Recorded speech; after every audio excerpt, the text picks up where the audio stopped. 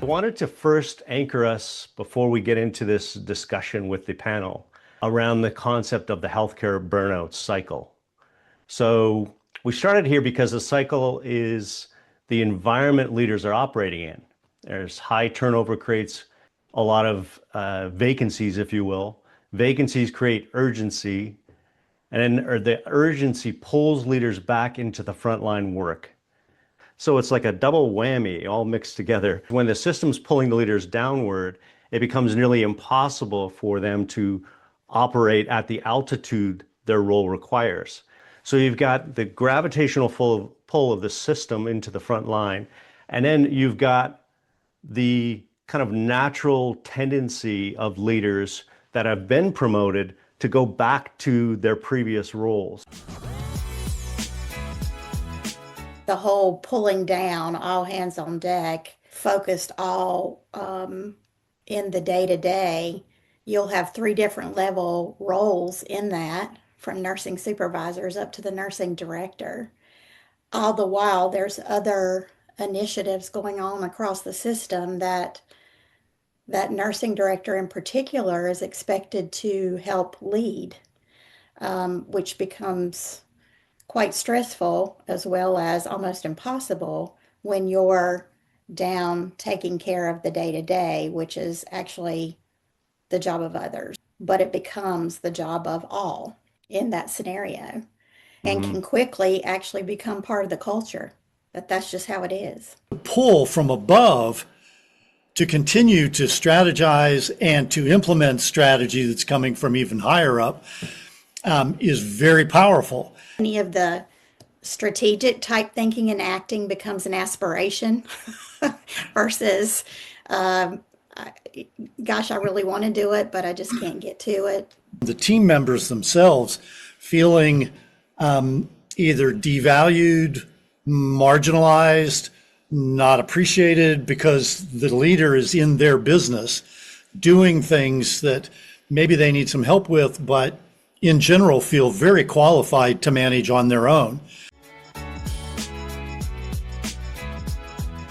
There's often missing something that really focuses on the scope of impact, how the leader's making decisions, what they're doing and thinking about is aligned with the role that they are in or even aspiring to be in. Most leaders I've met, leadership is not easy. And they go into leadership, they feel they have a calling to do it and they want to do it. And they didn't go into it to fail. Well, I like how he said that, Karen, getting at the heart of it. So a lot of those are effective at a skills or more symptom level. I mean, those are valuable things, but there's some internal shifts that often need to happen. And in addition to what you mentioned, sometimes it's like, oh, we'll give you some more PTO. You just need a break and then come back and you'll be okay. Or vague promises of like, just hold on until Q3 and then it's going to be better. But those things, temporary relief, maybe a little uptick in hope, but it doesn't get at that transformational, level of thinking and the heart level. I love how you said that. Definitely agree with what Karen and Steve both said. What often gets missing is the appreciation that there is systemically for leaders to go down, because that's sort of seen as the mission. We have to take care of whatever, fill in the blank. But what gets missing then is, why is it important for us to maintain our particular levels so that we can manage the longer term strategy? In a sense, we're substituting, often in healthcare, I believe, the short term necessity for the long term viability. And that means either financially or personally, in meaning, for the people that are working within the systems.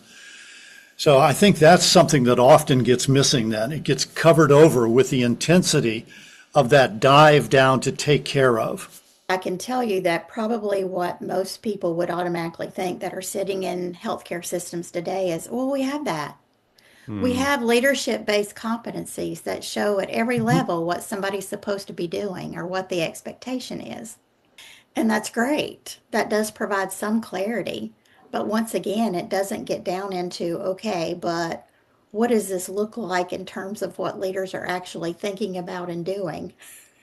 How are they navigating the complexity of what's going on, not just in the system, but within the role itself and how it impacts and contributes to the system? So, yes, role clarity is good, but to me, we need to go beyond broad-based competency models because we've had them for a long time, but the problems haven't changed.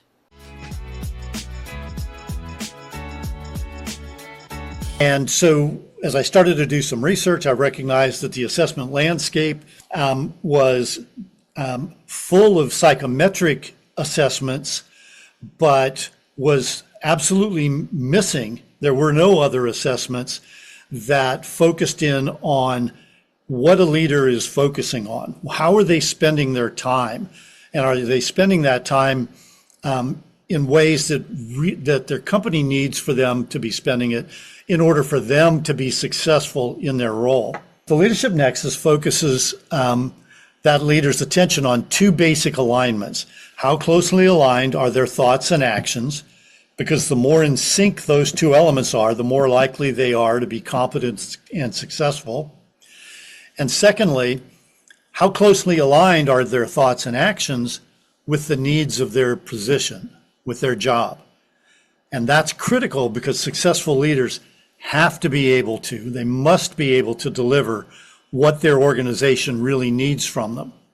So those two alignments may seem pretty simple at first glance, and really they are. They were created that way by design, but the implications of them are profound because gaps in these alignments between thought and action and then thought and action and role are often what we found is what was leading to a lack of leadership success. So that's the altitude sickness we spoke of at the beginning, Paul, that a successful leader must be able to think and act at the level of their actual position, not the one they were previously in or the one in which they're most comfortable.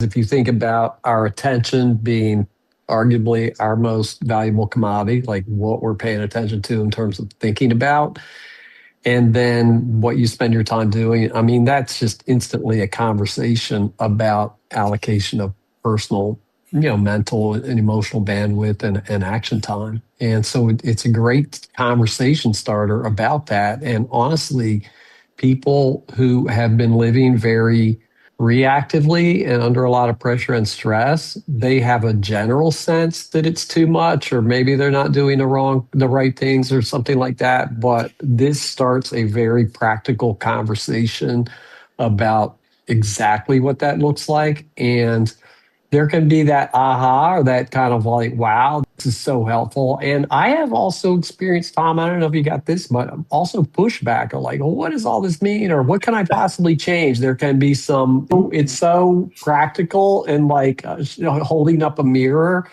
that there can be a resistance at times to looking at that in a very specific and clear way. So it's been mixed, but very useful, right, from the beginning, and not as prone to, like a personality or psychometric assessment. You can kind of get some fun insights and some interesting things about personality, but this brings it home to actual behaviors and actions and thought life. I would agree with Steve. And psychometric assessments are fun, but I've also seen those take, and most people go, yeah, no surprise there. I mean, seldom are there a lot of surprises. Until you get into the emotional intelligence, but that's for a different conversation for a different day. However, and then it goes on a shelf and we're moving on. This is so interesting.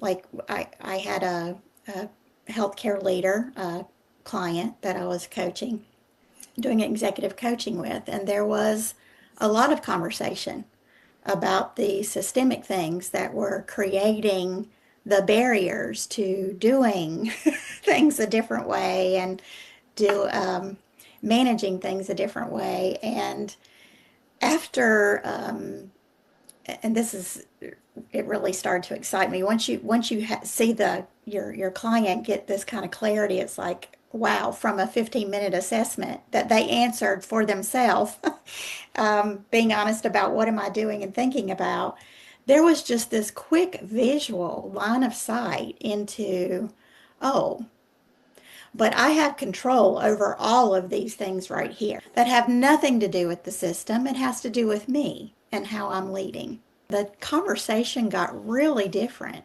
after that. And this healthcare leader came away with a solid plan, and it was in one session we had, and is doing things quite differently. So that's just one example. I know there are others where it's been used within the nursing area, specifically targeting nursing leaders, and that there's been some really positive progress and improvement. And it also helps them get a line of sight on, wait a minute, the people we really need to step up and perform at the top of their capability. In some ways, we're holding them down. In other ways, we're not even holding them accountable. So what are we doing here? So it's very eye-opening, and it gets back to the foundation. It gets back to what are we doing, which is, I think, what's missing in other interventions. I would affirm that too. It presents the client with a choice, to remain in what I would call a disempowered stance, or if you will, a victim stance towards their circumstances, and to really shine all the light on things that they can choose to control, and that taking responsibility for what they do have an opportunity to influence and move the needle on, and choices that they're making. And again, not everyone will choose responsibility in that case. Sometimes there's pushback, but I think it shines a light. And more often than not, I have found that it's very empowering in its effect, of exactly like you're saying, Karen, that it's like, whoa, okay, there's a lot I can influence. There's a lot of difference I can make without having to change the whole system. I'll just add one thing to what both Steve and Karen were saying. And that is, it brings a degree of intentionality to a leader's work on themselves. I can see now where it is I need to change, and I've sort of kind of known it, or people have been telling me about that.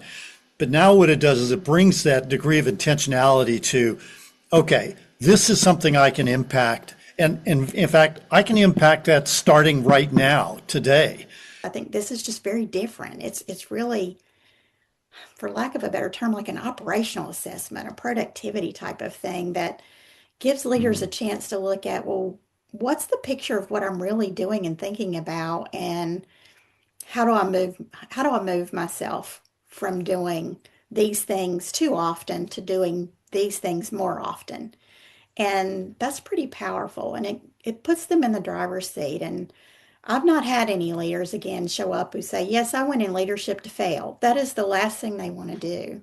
And so, goodness, how can we better support them? And I just see this as a fantastic tool and a wonderful opportunity for helping them, take that control of the things that they can and doing something with it, and actually feeling so much better positioned in their roles to where they're really spending more time doing the things that their role requires, and less of those other things. More like, instead of 20/80, they've just flipped it 80/20, and you're going to have more empowered and better leaders. They're going to be leading in a better way just because of that. They're not feeling the burnout.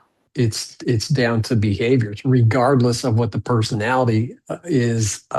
It's, what are you thinking about? What are you doing? That's what's producing the results. So that's what I love about this approach, and I guess that would be the one piece of advice. Yeah, what came to mind immediately for me is I would really map out the uses of the Leadership Nexus across my whole talent strategy. I would embed it as part of the talent strategy of my organization or company, and it would make it basically a must-have in creating the leadership culture and success for the organization. The only additional thing I'd add is, since the question is, what piece of advice would you offer to organizations? I would underscore how important it is to remember that the needs of our leaders at the front line are fundamentally different than the needs of our leaders midway up or at the very high echelons of the organization. Those needs are fundamentally different. And to be able to address those needs appropriately at each level is a really powerful way to then help support and develop any leader who's rising up throughout the organization, to recognize that the skill sets that I had at the level I was just in, and I'm now getting promoted, the new promotion is going to require a different set of leadership skills. And having a language to be able to identify and articulate, well, what are those skills that we need for you to be able to develop, and it is a very powerful thing then for them.